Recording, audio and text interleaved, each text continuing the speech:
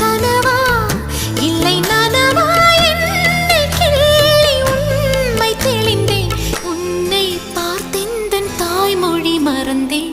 கண்ணாளனே எனது கண்ணை நேற்றோடு காணவில்லை.